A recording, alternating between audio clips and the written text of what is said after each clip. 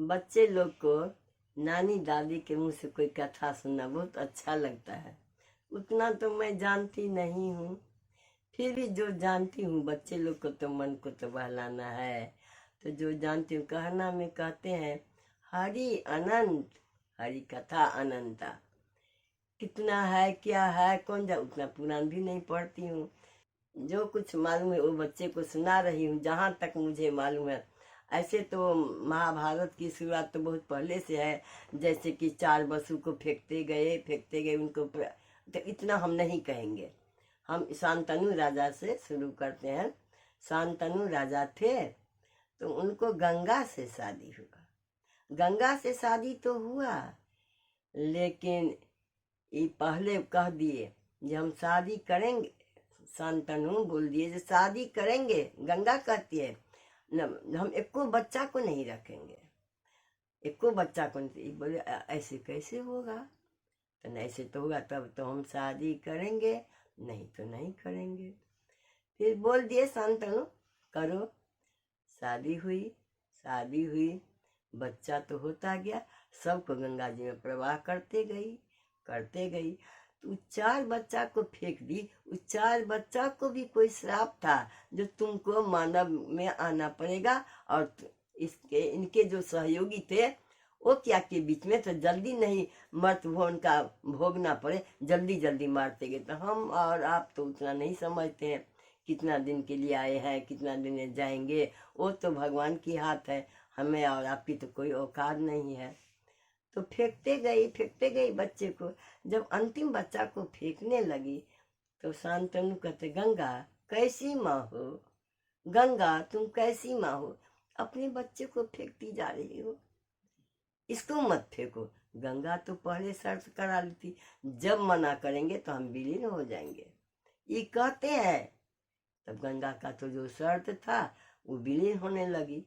तभी तो रोने लगे, कहने लगे जैसे कैसे होगा, क्योंकि आप चिंता नहीं कीजिए, इस बच्चे को भी मैं ले जा रही हूँ, बच्चे को मैं ले जा रही हूँ। ज्ञान व्यान बना करके कुछ जवान हो जाएगा तो जो शिक्षा होगा शिक्षाप्रद बना करके फिर मैं आपको सौंप देंगे। तो ये तो बात सही हो गया। इसके बाद जब गंगा चली गई तो शांतनु तो बहुत उदास रहने लगे। क्या करेंगे। नदी के किनारे बैठते थे, बहुत देर तक बैठते थे, फिर आ जाते थे। एक समय की बात है, इस समय में पराशर मुनि बड़े दिग्गज मुनि थे। तो उनको उस पार जाना था। जो नाव खेपते हैं, जो पतवार रखते हैं, वो तो मल्लाह होता है। वो बेचारा खाना खा रहा था। उनके पास सयानी लड़की थी। उसने बोला जे तुम ही इनको पार करा दो। तो जिस लाइन में जो रहते हैं उनके बच्चे भी ट्रेन रहते हैं उसी लाइन में, तो वो जानती थी नाव चलाना। उस पार कर दिए उनको, उस पार तो कर दिए। बीच में क्या घटना हुआ तो कहना तो पड़ता है। ये मोहित हो गई लड़की से। वो लड़की का नाम था मत्स्य गंधा। मछली जैसे दुर्गंध निकलता था, बदबू निकलता था उसके बदन से, मछली गंधा नाम था। लेकिन ये जो मोहित हो गए तो दोनों को प्रेम हो गया। ऐसा संजोग हुआ नाव पर ही एक बच्चा भी हो गया, लड़का था। अब क्या होगा, बेचारी तो लड़की थी तो शर्म की तो बात है। फिर उस पार जाते कहे जी इस बच्चा को तुम इधरे रख दो, कोई चिंता की बात नहीं है। यही महाभारत का बड़ा इतिहास बनेगा ये लड़का, तुम कोई चिंता मत करो। उधर चले गए वही बने व्यास, वेद व्यास जो कहते हैं वही बने वेद व्यास। तो ये लड़की आ गई और उनको आशीर्वाद दिए पराशर मुनि, जब आज से तुम्हारा नाम होगा जोजन गंधा, जोजन दूर तक उसका खुशबू फैलता रहेगा। सुंदर थी, बहुत सुंदर थी। ये रोज जाते थे शांतनु, रोज जाते थे। इधर क्या हुआ तो गंगा पुत्र को गंगा ने इनको वापस कर दी।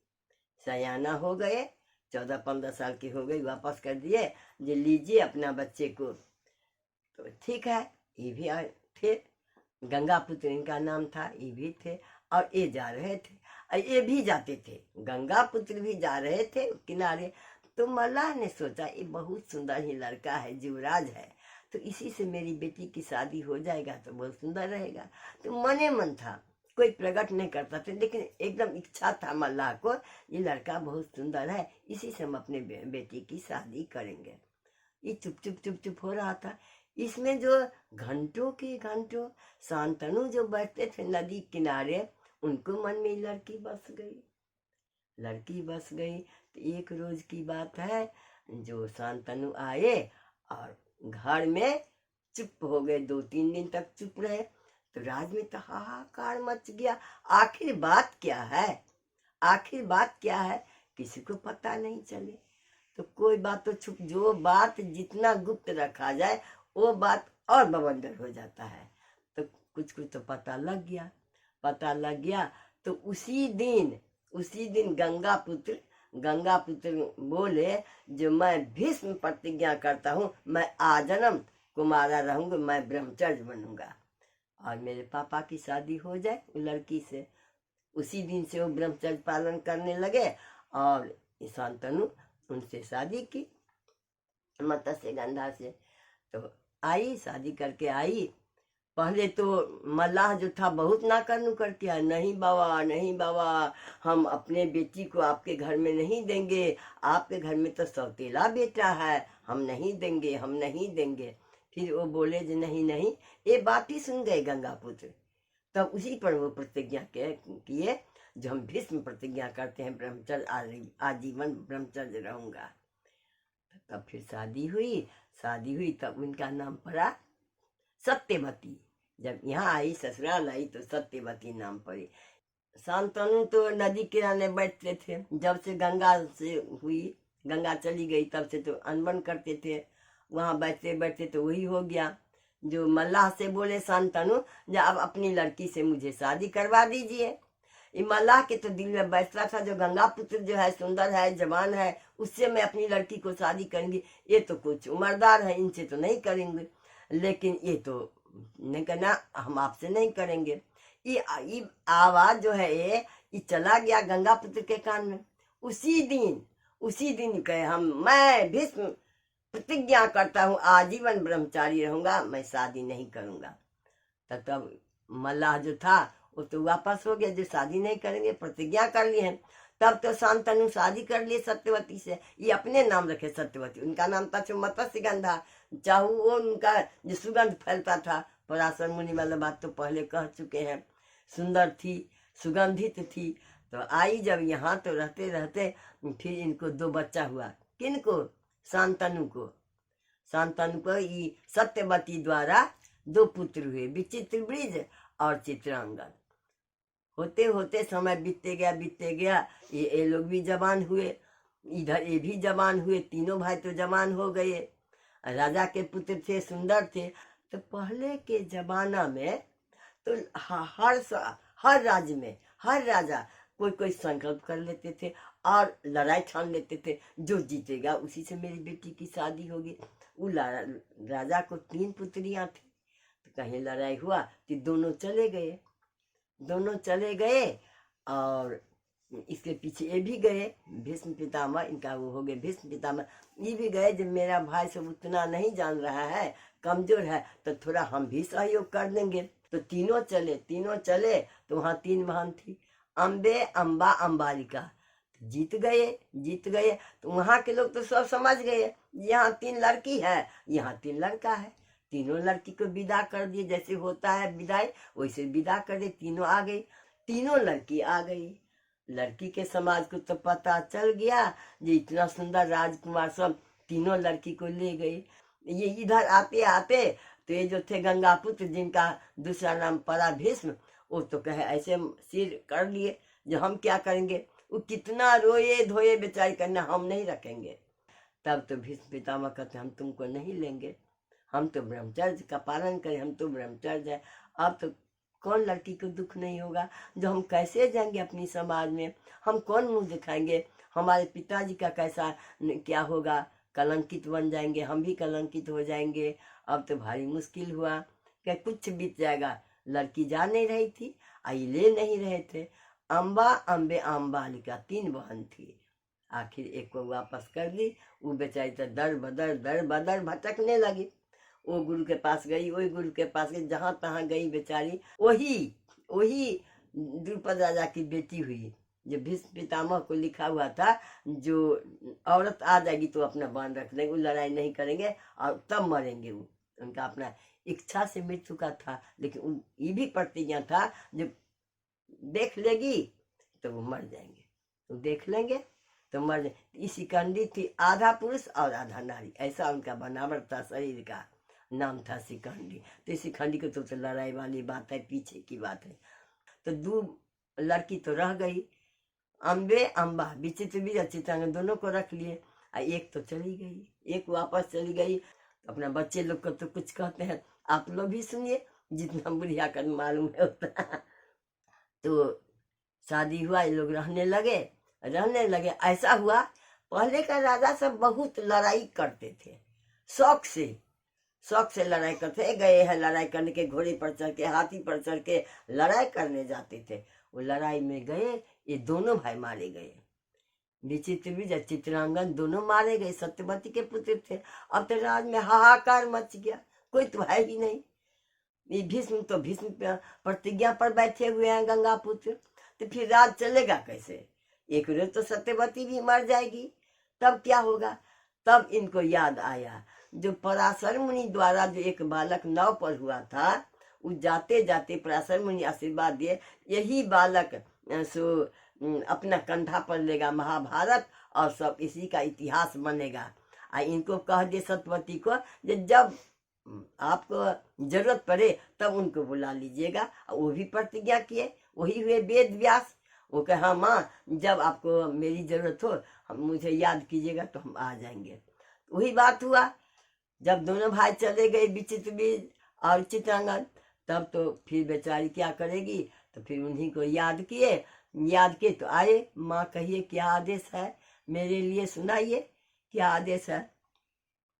तो सत्यवती बोलती है, मैं क्या सुनाऊं, देखो ये राज कैसे चलेगा, इतना बड़ा राज्य है, एक 5 साल का बच्चा नहीं है और बढ़ेगा नहीं वंश, तो फिर राज कैसे चलेगा? कुछ उपाय तो बताओ। हम तो कहते हैं जो तुम ये जो बहू लोग है, तुम संबंध बनाओ, और तो किसी तरह से भी पुत्र आ जाए इस परिवार में, जो आगे आगे वंश चलता रहेगा। तो आपका आदेश है, आपका जैसा आदेश हो। तब बड़ी गई शांता इनके वेद व्यास से संपर्क करने के लिए। तो इनको तो बहुत शर्म लगा, बहुत शर्म की बात थी। तब आखिर लड़की तो होती है शर्मीली, फिर कैसे वो अपना सिमटी शर्म से आंख बंद करके इनके पास गई, तो संबंध बनाए, ये आ गई। उसके बाद जो थी छोटी वाली, तो उनको लगा जो हम कैसे जाएंगे। वो क्या क्या तो कुछ रंग लेप पोत के कितने रंग के अपना चेहरे बदल लिया, जो मुझे पहचानेंगे नहीं, जी मेरे घर की बहू है। तो भी गई। एक थे दासी थी, वो जो दासी थी ना, वो एकदम सज धज एकदम श्रृंगार मेकअप करके अपना गई, वो छम छम चुम चुम करते हुए। तो तीनों को बच्चा हुआ, गर्भ रहा तीनों को गर्भ रहा। तो तीनों को बारी बारी से बच्चा हुआ। तो पहले वाली को तो बच्चा हुआ, पहले एकदम खुशहाली छा गई राज में, लड़का हुआ। लेकिन फिर तुरंत लगा जैसे चिंतित हो गए, सो लड़का तो हुआ लेकिन दोनों आंख अंधा है, तब क्या किया जाएगा? लड़के तो है। फिर दूसरा को लड़का हुआ, लड़का तो है लेकिन अपना माँ के गर्भ से निकलती ही लगता है रोगी जैसे, रंगे दूसरा रंग का, ही तो रोगी है। ये जो गई बनठन के दासी, वो तो सुंदर पुत्र है, बहुत बढ़िया, बहुत सुंदर। तो तीनों बच्चा को एक समान सत्यवती तीनों को मानते थे। जो अंधे थे धृतराष्ट्र, इसीलिए कहा जाता है कि जब माँ के पेट में बच्चा रहे तो अच्छा बात बोले, अच्छा से रहे, अच्छा फोटो सब घर में रखे, अच्छी कहानी कथा सुने। तो आंख तो बंद कर ली तो आंख अंधे हो गया इनका। तो ही हुए धृतराष्ट्र, ये हुए पांडु। फिर रहने लगे सब। तो मैं पहले कह चुकी हूँ, जो वेद व्यास को बुलाई सत्यवती, तो आंख बंद करके जो गई बहुरिया जो थी, बहू रानी, राज्य की बहू, सत्यवती की बड़ी बहू, उस शर्म से आंख बंद कर ली। तब वही आंख बंद हुई तो अंधा हुआ। वो अंधा जो लड़का हो उनका नाम पड़ा धृतराष्ट्र। और छोटी वाली जो थी, जो रंग सब लगा ली थी, उनको लड़का हुआ तो उनका नाम पड़ा पांडु। पांडु। और वो जो दासी थे, दासी पुत्र हुए विदुर। तो तीनों को सत्यवती एक समान देख रही थी, तीनों को पालन पोषण सब कुछ करती थी, अपना जैसे मानती थी। पहले के समय में दासी को या नौकर को नौकर जैसे नहीं मानते थे, अपने परिवार जैसे मानते थे। सत्यवती रहने लगी। होते होते फिर शादी का समय आया।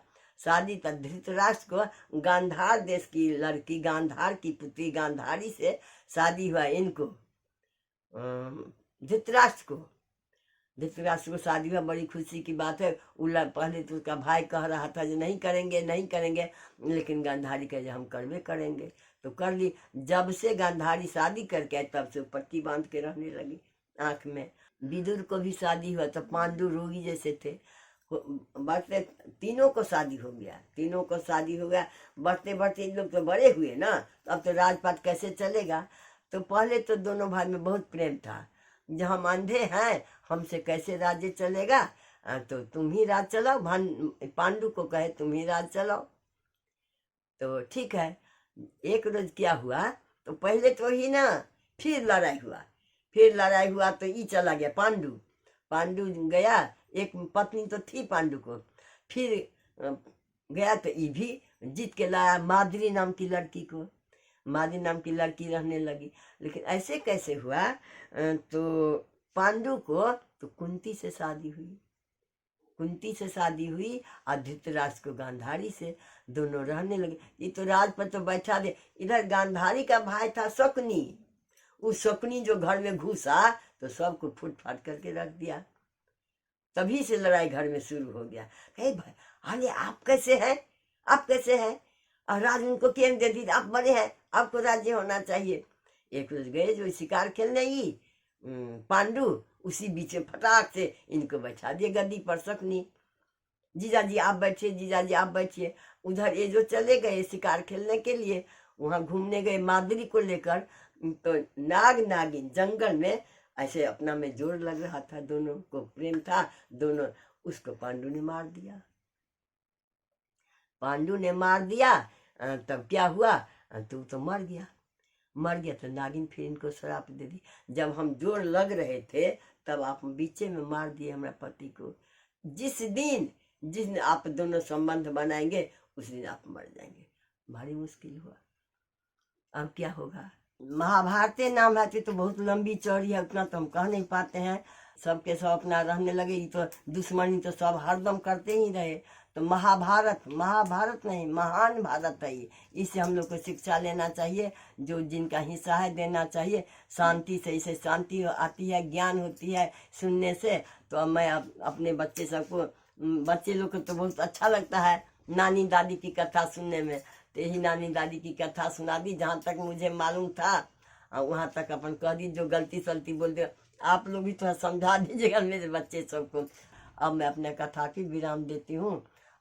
सबको अच्छा से रहिए। और महाभारत से सबको ज्ञान मिला, सबको शांति मिली। महाभारत नहीं, महान भारत था। लेकिन कौन कहता है, कौन किसे समझाएगा। जो मैं बुढ़िया सुढ़िया होकर जो आप लोग के सामने में प्रस्तुत की, उसको थोड़ा क्षमा करेंगे आप लोग।